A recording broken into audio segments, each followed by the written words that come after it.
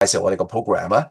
好，嗱，我就首先歡迎大家嚟參加我哋今日呢個 online 嘅 Zoom program information talk 啦。咁頭先即係阿偉才老師咧，就係佢係我哋 associate program director。咁我就叫傾傾呢，係李敬敬，係我哋嘅 BBA Economics 嘅 program director。咁今日咧，其實主要嘅目的其實就係同大家分享咧。我哋呢個 BBA Economics 呢個 program 嘅呢個就係個大概嘅 schedule，就係首先有咩獨特嘅優勢啦。我會介紹我哋有兩個比較特別嘅 program，一個就係叫做 BBA Econ Future Economist Program，一個叫做 BBA Econ Career Accelerator Mentorship Program。然後會講下有咩就業機會啦，未來嘅升學規劃啦。然後我哋邀請到我哋其中一位同學林柏希同學咧，嚟做一個學生經驗嘅分享，咁最後咧就會有question and answer，即係有咩問題可以隨便喺度交流問咁樣嘅。咁咧就我就會講一部分先嘅，跟住之後Doctor Lee 即係偉才老師咧都會講，然後林柏希同學都會 sharing 咁樣。咁我哋其實比較 casual 嘅今日，即係同學或者老師或者家長咧，隨時有任何問題咧，就歡迎大家隨時unmute yourself，即係開麥咧就可以直接問嘅，即係唔使舉手嘅嚇，你直接就可以即係開麥就問啦嚇。有我哋講到啲咩，有啲咩唔清楚或者有咩問題嚇。咁我繼續先，係啦。咁我先介紹我自己先嘅，我就係、我叫傾傾，咁咧就係而家係我哋 program director 啦。咁我 join 恒生大學之前咧，其實我喺幾度地方都工作過。我喺深圳大學啦，喺香港城市大學啦，喺上海財經大學啦，同埋喺德國一個研究所咧，叫做 Max Planck Institute of Economics，係做一個博士後嘅research fellow 嘅。咁我喺香港科技大學攞到我嘅博士經濟學博士學位啦。咁我嗰陣時嘅指導老師咧就係周樹宏教授嘅。我嘅研究興趣咧係實驗經濟學、行為經濟學同埋行為金融嘅。咁呢度係我啲研究，咁我就具體咧就唔講咁多啦。咁咧同時咧而家我都係一本期刊叫做《Journal of Economic Behavior and Organization》嘅 Associate Editor，即係副主編。OK，咁就 OK，next。咁首先咧，我唔知大家有冇用微信，即係我係好想同各位老師、各位同學、家長溝通嘅。咁我就預備咗我嘅微信，咁大家可以 screen capture 之後可以歡迎 at 我嘅微信。咁有咩問題咧就可以隨時問我。同時咧，我都有 IG 嘅IG 嗱，我再 show 耐少少，呢個就係我微信跟住我個 IG 咧就係 KKLeeEcon 都可以 at 我嘅。我相信一陣間 Doctor Lee 佢都會 show 佢個微信 account 嘅。咁首先我介紹好 general 咁介紹我哋恒生嘅頭先 Doctor Lee 講少少，其實我哋係一個 liberal arts university，咁我哋嘅 education model，我哋教學模式咧，其實 overall 嚟講係叫做博雅同埋 liberal plus professional education model。咁佢係咩意思咧？即係話博咩係博雅教育咧？其實一個好頂尖美國好頂尖嘅一流嘅大學，好多都係博雅大學嘅 education model 喎，譬如耶魯大學啦嚇。咁佢強調咧係其實幾樣嘢，第一樣嘢係獨立思考能力 （independent thinking），第二樣嘢咧係 critical thinking，批判性思維，第三樣嘢咧係 creativity 嘅創造性思維。咁同時 professional 嗰部分咧就係都着重學生喺未來喺就業方面嘅 career 嘅 preparation 同埋 training。sorry。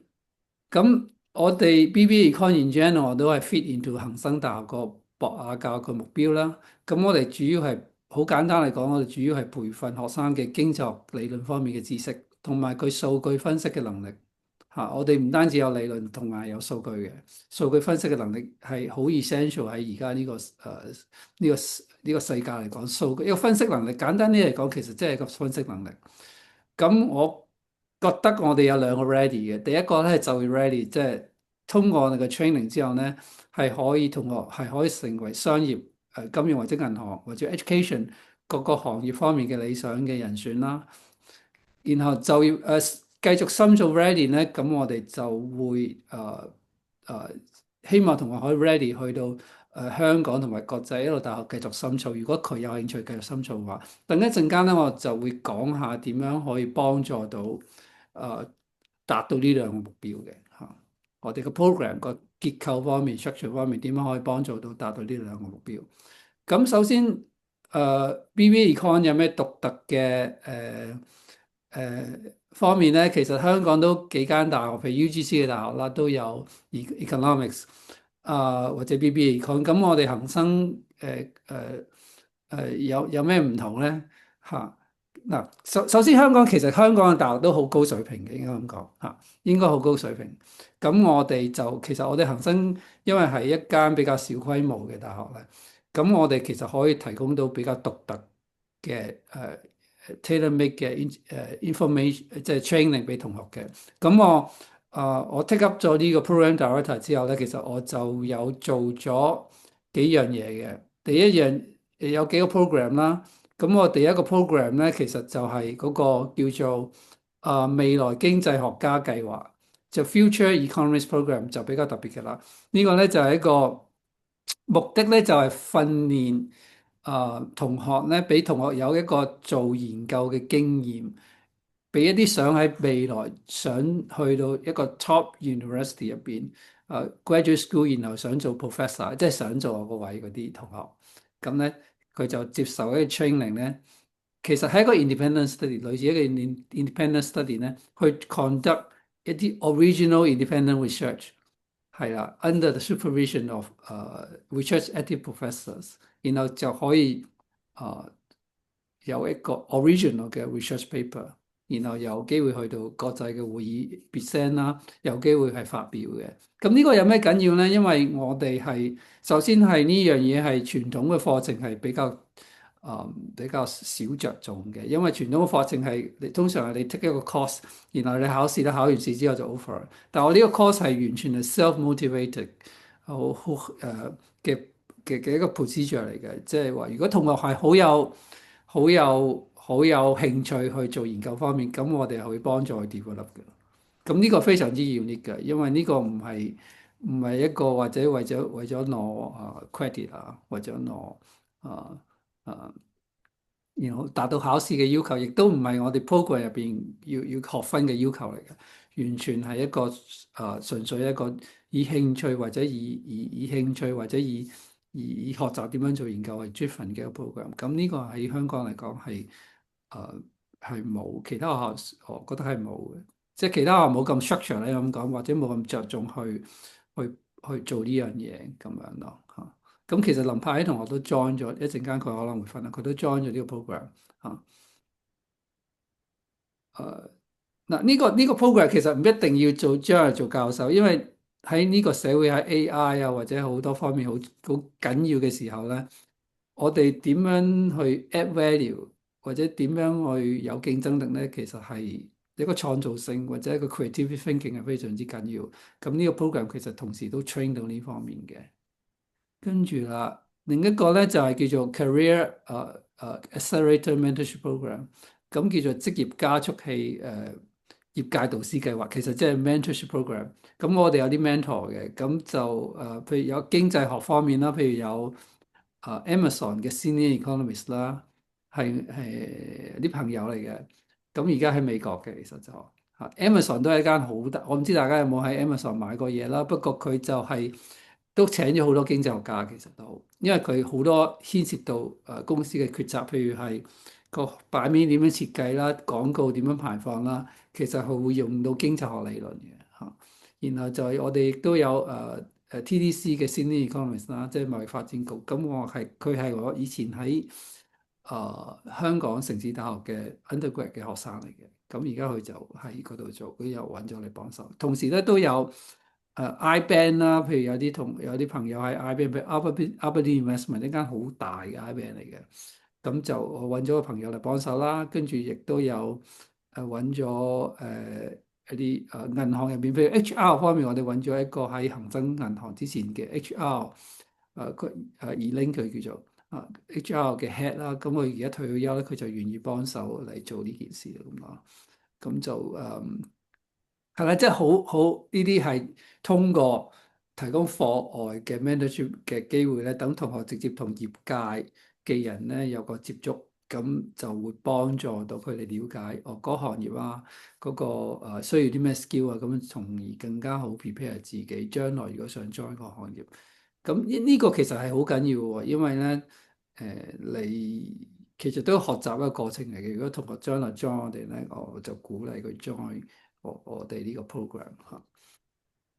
好啦，咁咦，我好似都講得，我已經講咗10分鐘，可能都我要加快啊。跟住咧就其實我最近咧都睇到咧，譬如呢個新聞係香港經濟日報咧，佢就講咗咧呢個採訪渣打銀行 CEO，其實咧嗱，佢就話咧，其實好多我哋要諗下我哋嘅 skill set 去讀書嘅時候咧，我哋入大學揀科嘅時候要諗下個 skill set，因為而家咧，因為有 AI 咧，好多好重複性嘅嘢咧都可以被 AI 取代。其實最近如果你有留意咧，嗰個經濟學嗰個嗰啲新聞啊，或者 labour market 勞動力市場，其實已經有啲工作已經係被AI 取代。咁我哋嘅 econ 嘅畢業生咧，係點樣唔會俾 AI 取代咧？嚇，咁我呢個問題其實都係我哋需要諗嘅，即係同學自己你都會諗喎，因為你 make 一個 decision 係好緊要噶嘛，你去邊度讀書，去讀乜嘢？咁佢咧就呢個沙打銀行 CEO 就認為好奇心、溝通能力同埋批判性思維係好緊要嘅。咁我覺得我哋嘅 program 如果你入嚟讀咧，你就會有機會 develop 呢啲嚇。但係如果你係躺平嘅，你都咩都唔做，咁梗係唔得啦。咁如果你係 join 我，譬如 join 我哋 BB 個 Future Economics Program，咁你咪 develop 呢啲咯，你咪 develop 到啲 skill 咧係真係會幫助你去到 up to the next level 嘅啊呢個。好啦，咁點解要讀 econ？其實大家嚟到，我見到都嚟到，其實我都唔需要，即可能都唔需要啦嚇。不過如果你睇任何新聞咧，譬如我呢個隨便順報一個 screen capture，咁你都見到其實嗯。economic 嘅知識係幫助你，for example，你係基金經理，你都要 construct 你個 portfolio，你都要需要知道宏觀經濟學啦，係嘛？咁呢啲好多 terminology 其實都係會即係或者好多 concept 會 involve 到喺一啲好多行業嘅，當然唔係淨係 finance industry 啦。好啦，跟住有冇睇過呢個新聞啊？其實Doctor Lee 有冇睇過啊？有，係啦，呢個咧就係網上熱話，就之前咧就有一個人咧就係話佢喺牛津同埋碩士畢業，Oxford 好出名啦，係嘛？跟住又喺有清華本科喎，唔簡單啦，即係好 shiny 啦。跟住之後就喺新加坡做 postdoc，好似係做研究人員嘅。跟住就佢話揾唔到嘢做，就翻咗去送外賣去國內。咁點解即係我唔係話送外賣唔好啊？可能佢好中意送外賣，覺得好有意思都唔奇嘅嚇。但係咧，我想講咧，其實就係而家我哋已經去到一個 status 咧，係唔係話你讀邊間大學就可以 guarantee 你一個好好嘅 career prospect 嘅咯？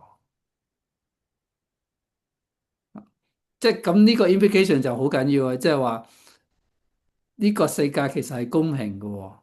因為咧，如果你有能力咧，你去到邊度都係可以嘅喎。即係好多好多，即係唔係話你一定讀清華或者讀 Oxford 就一定 guarantee 喎。嘅最後係睇到你個 skill set。所以咧，即係點解我哋講呢個咧？未來經濟學家計劃咧係緊要嘅喎。因為如果你譬如你想去牛津讀 PhD 啊，咁你咪需要啲嘢咯。如果唔係，你點樣同港大嘅同學競爭咧？你點樣同北京大學或者清華大學嘅同學競爭咧？咁呢個 program 就係話，如果你有能力，或者我哋 develop 你呢個能力，你有興趣咧，其實我哋就幫助你一齊去 develop 你，可能連你自己都未知你有呢方面嘅 talent，只要你有興趣就得㗎。呢個就我哋 program 想做到一樣嘢咯。嚇。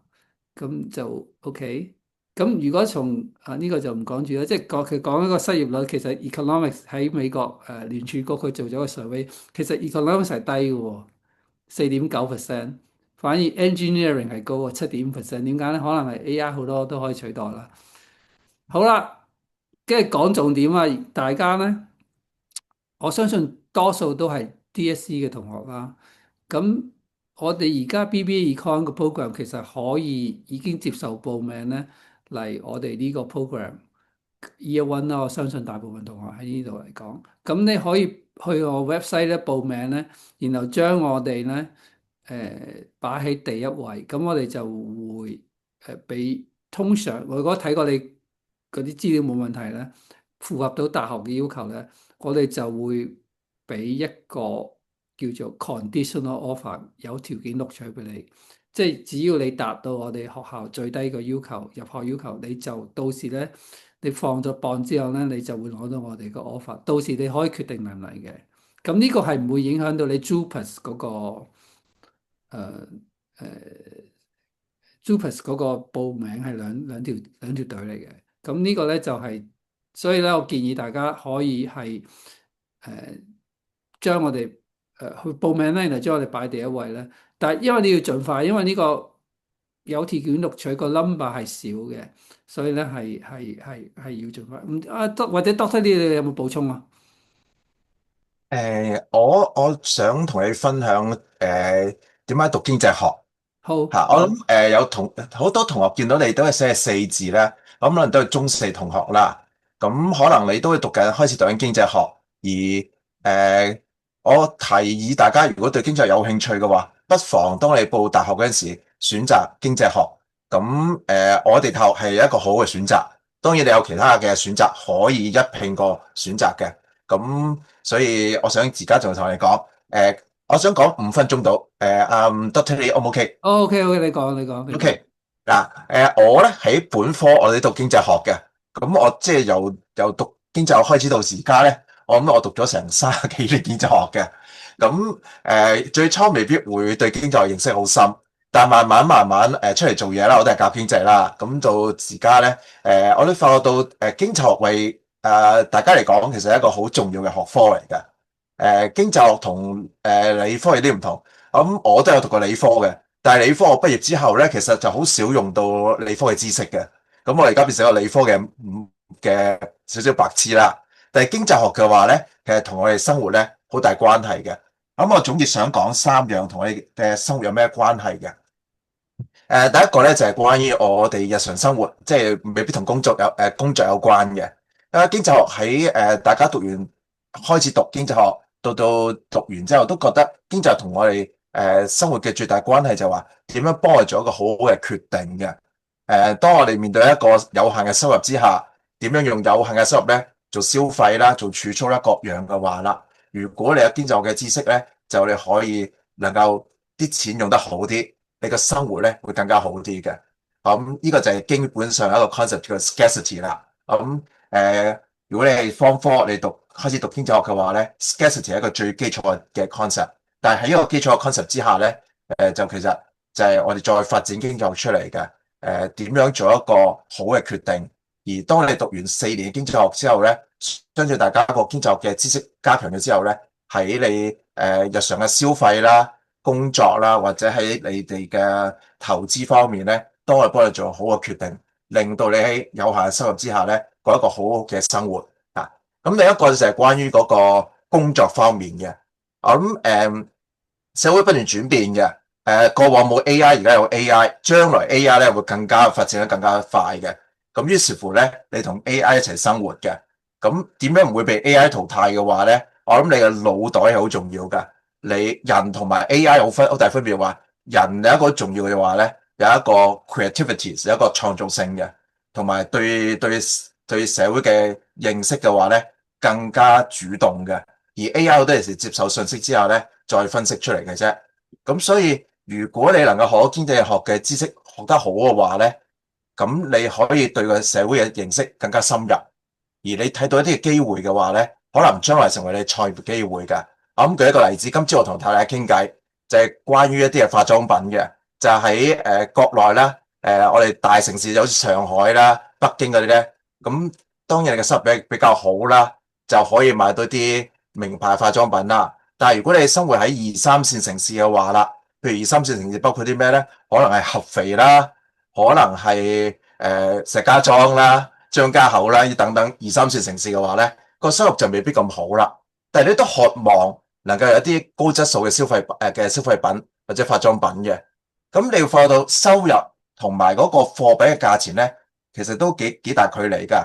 可能你嘅收入就係三四千蚊，咁但係嗰啲消費品咧，可能動輒成幾百蚊嘅，或者過千蚊嘅。咁你發覺到消費品嘅價錢同埋個收入咧有大嘅落差嘅。咁但係你見到有呢個需求喺度，呢個需求咧就產生個商業嘅機會啦。所以國內咧就開始咗一個好大嘅市場嘅二手市場啊。點樣將一手嘅貨品賣出嚟嘅二手，於是乎你就算喺二三四線城市生活嘅話咧，你都有能力買到嘅。可能個價錢已經變咗原本嘅價錢嘅三分一或者一半，咁好多人都買得到。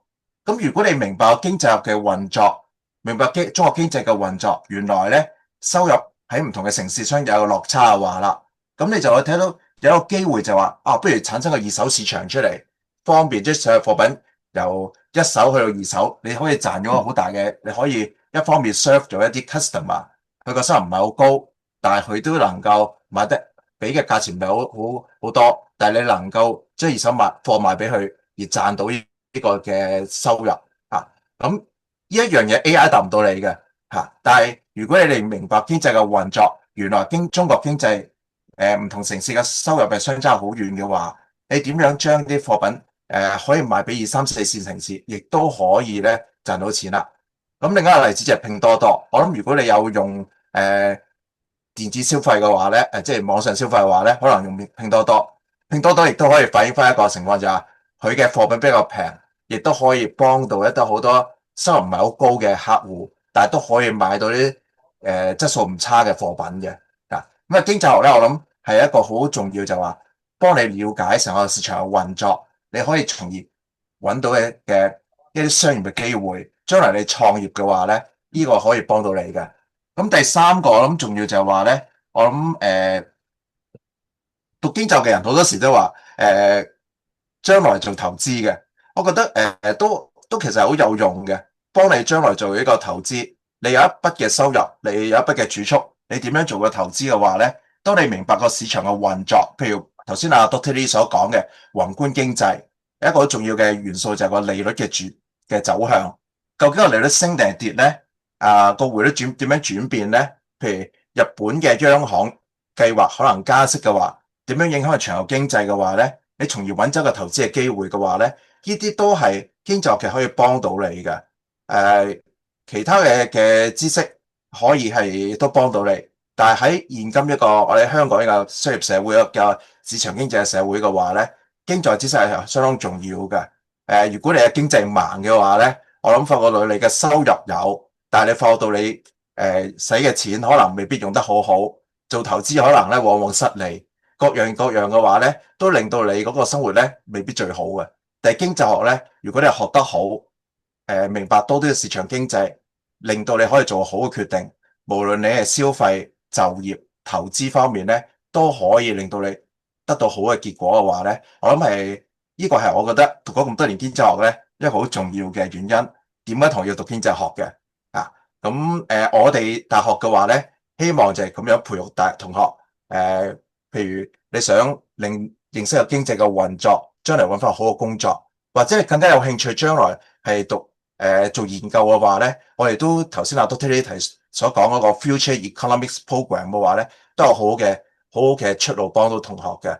所以有好多選擇，但係我覺得經濟學係一個好嘅選擇。當你將來可能中六要報 JUPAS 嘅話咧，經濟應該係你嘅首選，而我哋嘅選擇亦都係你嘅首選。好，我講咁多啦，麻煩我將個咪上交翻俾阿 Doctor Lee。OK OK，好，唔該晒。咁咧就其實有冇同學有咩問題？其實而家可以問有冇？如果唔係，我就繼續講。其實我有好多 slide，不過我唔需要講晒嘅，我唔需要講晒。係咪多數同學都係香港同學啊？ OK，我相信係啦嚇。咁因為其實我啲 slide 入邊咧有一個 slide 係講緊點解香港讀書好處，咁我哋就唔不過我佢俾一個 concept，可能我哋香港同學未必知嘅，即係中國國內咧每年嘅畢業生咧係大概1200萬左右本科生，知唔知香港幾多？香港係大約4萬幾，45000幾，所以咧嗰個如果即係大家可以想象喺國內畢業嘅同學咧，佢係面對揾工或者進修嗰陣時面對嘅競爭咧係非常之大嘅。其實喺香港咧係好幸福嘅。香港嗰個4萬幾人，其實基本上就算我哋恒生嚟講咧，個就業率大概95%。其實，但係如果喺國內嚟講咧，其實係揾工非常之困難，所以大家係喺香港其實係讀書係好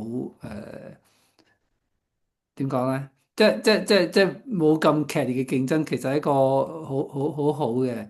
咁我哋咁我哋OK，咁人工都巨大差別嘅喎。如果喺國內本科畢業生大概6、7千蚊到啦，但香港可能大概要2萬蚊到港幣，即係18000幾蚊人民幣到。嗰個 difference 係一樣好巨大啦。咁同埋香港係一個世界級城市嚟嘅喎。嚇，好緊要喎，因為如果你譬如你唔一定喺香港讀書噶嘛，你可能去澳洲或者係英國都好嘅，其實都，但係香港有一個好大 advantage 就係嗰個世界級嘅城市，因為你有個網絡，你就可以同啲好多唔同嘅人有交流啊，然後幫助你嘅。OK，咁我就睇下先，我哋恒生其實我哋 Econ Finance Department 係商學院一部分嚟嘅。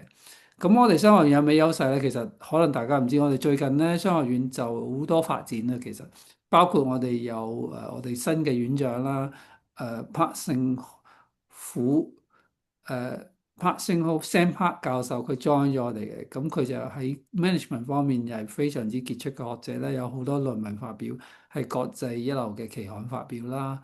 佢嘅 Google Scholar Citation 14000幾，好大好高嘅 number 嚟嘅。佢加入我哋恒生之前就係新加坡南洋理工大學嘅講座教授啦，Chair Professor。咁我哋而家 Department Head 就係叫做Roman Matuske。咁咧佢就喺 join 我哋之前，其實喺Queen Mary University London 同埋 Nottingham University Professor 嚟嘅。咁佢就係做finance 方面嘅啦，banking and finance 嘅啦。我哋阿 Louis 教授就係做ESG investment、ESG 方面嘅研究啦。咁佢就喺 join 之前，其實就係 PolyU 嘅 professor 嚟嘅。同時我哋亦都有好傑出嘅academic advisory board member，就邀請咗兩位，一個就係方學明教授係一流嘅華人經濟學家嚟嘅，而家喺美國UPenn University of Pennsylvania 嘅 professor。另一位咧就係叫做Nobuyuki Hanaki 教授咧，就係佢咧就係 Osaka University，佢係世界知名嘅實驗經濟學嘅教授嚟嘅。咁我哋邀請咗佢嚟。其實阿 Lobby 教授佢最近都嚟咗我哋 department 俾咗一個 public lecture。咁如果你嚟到我哋E&F 啦，咁你就有機會同我頭先講咁多個傑出嘅教授有交流啦，咁係好緊要。OK，so 等先。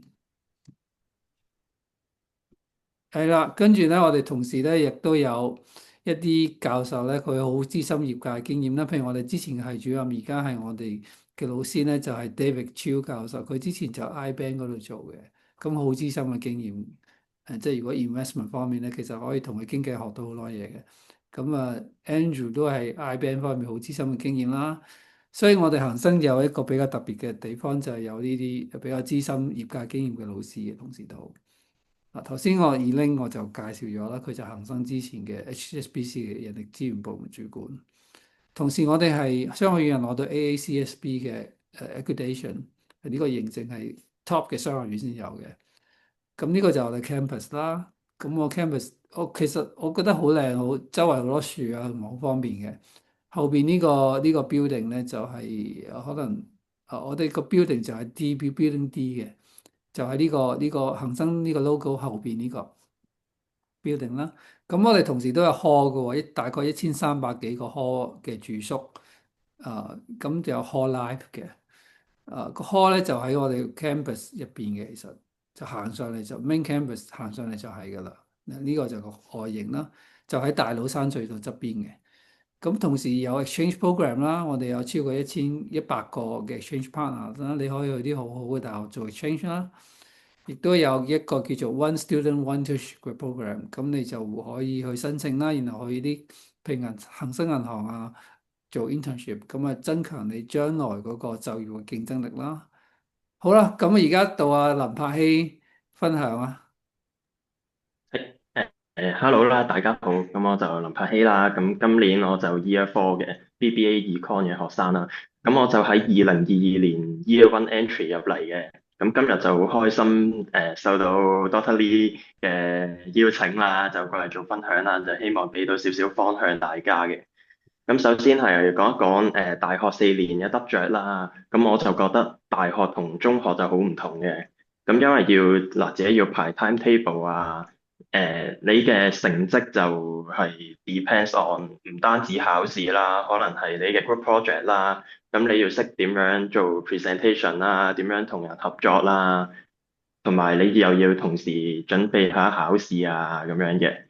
咁除此之外咧，咁大學同中學嘅分別咧，咁就最大就當然係你要提升你嘅競爭力啦，你要自己學習啦，就唔係僅限於課堂知識咯，即係你要自己另外學啲可能你有興趣嘅嘢啊，或者令到你競爭力提高少少嘅知識咯。咁同埋你可以join 唔同嘅比賽啦，咁學校可能都會 send 翻啲 email 啊。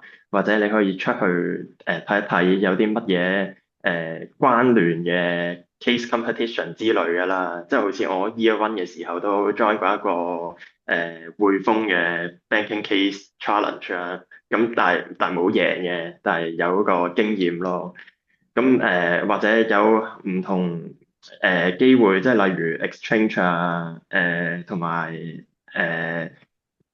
你住開 hall life 啊，或者有唔同嘅學會咯，可以上莊咯。咁之後就可以講一講我哋未來即係個出路啦、發展啊。咁可能有啲同學會想，即係有啲師兄師姐就會繼續進修嘅。咁好似我咁樣，我自己都有諗住繼續進修嘅。喺讀完呢4年之後，因為就覺得我可以學得更加多啦。咁我而家目前都收到英國嘅University of Kent 嘅 offer 啦。咁就係咯。咁除咗進修之外啦，咁就都有唔少嘅同學會選擇進入業界啦。咁就都係頭先兩位 Doctor 講過㗎啦，就銀行啊之類嘅工作咯。咁咧喺我哋Econ 呢個 program 入面咧，咁我哋就有分翻開，即係頭2年我哋就會 focus 翻喺BBA 大家都要讀嘅科目啦，因為我哋都係 BBA 噶嘛。咁我哋頭2年就可能會讀accounting 啊、management 啊、marketing 之類嗰啲科目啦，就大家都要讀嘅。咁之後咧，Year Three 到 Year Four 咧，咁我哋就會 focus 翻喺Econ 嘅 major 入面咯，咁就會開始讀翻啲深入少少嘅 micro 啊、macroeconomics 啊同埋 econometrics 之類嘅科目咯。係啦，咁之後就再介紹下好似頭先 Doctor Lee 講過嗰2個 program 啦，就係 Future Economist Program 同埋Mentorship Program 啦。咁都係好似佢提過咁樣，Future Economist Program 咧就係如果你有興趣，咁就去你有興趣做呢個 research 啦，咁你或者你想讀 PhD 啦，以後咁你就可以 join 呢個 program。咁我自己本人都有 join 嘅，咁同埋有呢個 mentorship program 啦，就係好似頭先 Doctor Lee 講過啦，就有啲經濟學家咁樣就係啦，咁就可以參加，就呢個就我覺得個人覺得就比較貼近，如果你想畢業之後出嚟返工咁樣，就呢個可能會適合啲咯，咁就係都係自願嘅咯。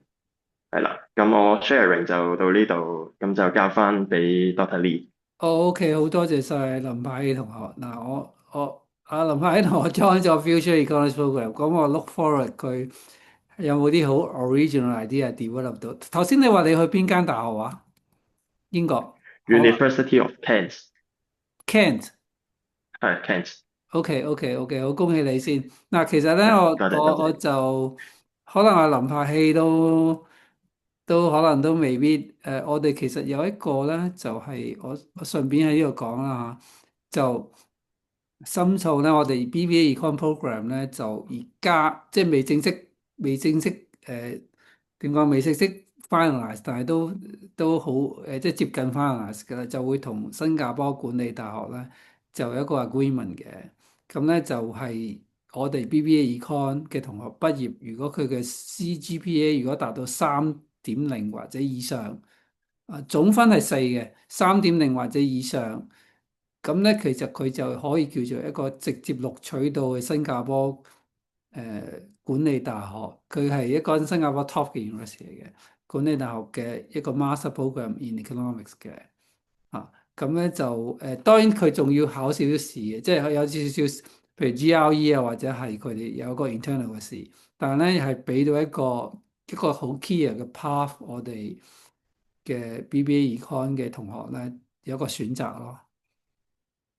係啊，即係呢個就同即係未翻嚟，但係都已經係應該好快就會翻嚟，就呢個推出呢個 program，direct admission 去俾我哋同學，咁都期待可能將來都同其他大學有類似嘅合作啦，即係幫助同學拓展嗰個未來嗰個升學嗰個選擇。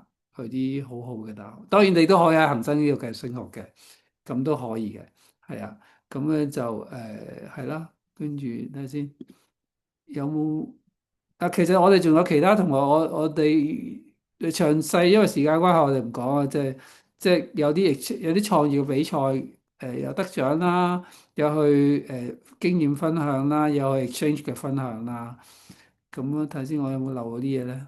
應該頭先都講咗。係啦，如果係呢今年 DSE 要考 DSE 嘅同學，可以去到我哋嘅 website 啦，然後報名咧，咁就係呢個 website 啦。去到恒生大學主頁嗰度 click 入學申請咧，跟住就去 click 翻你相應翻嗰個課程嗰個 tab。大家應該係呢個叫做啊本科入學嘅申請本科課程咧，就會 direct 到呢個 website 啦，然後就去到我哋一個網上申請系統咧，就係 click 去2026-27年9月入學咧，咁就可以申請咧，然後就攞到我哋嗰個如果你條件適合咧，就可以攞到我哋嗰個有條件錄取，但係你需要將我哋 BBA Econ 擺喺第一位。係啦，呢個就我哋嘅 Econ 嘅 IG 啦，咁呢個就係嗰個。啊，使唔使睇學費嘅？其實呢啲嘢全部嗰個 website 都有嘅，咁樣就 OK，咁啊，而家就係咁多先啦，不如睇下大家有冇咩問題問啦。你隨時開咪得㗎啦，有冇咩問題啊？各位同學或者家長？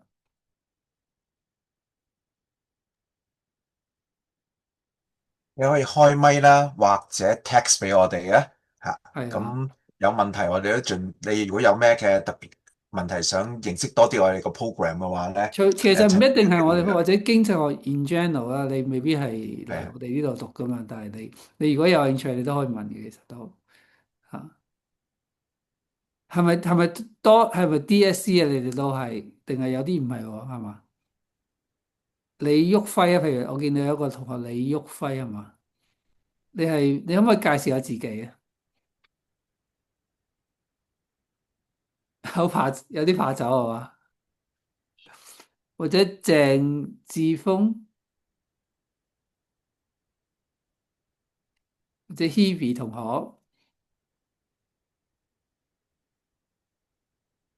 ，OK，哦，OK，有冇咩或者有冇家長或者老師喺度啊？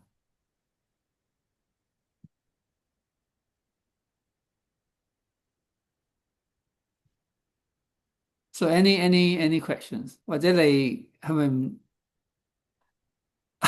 我見到啲同學離開個 room 添，唔使驚嘅。有冇咩問題想問啊？其實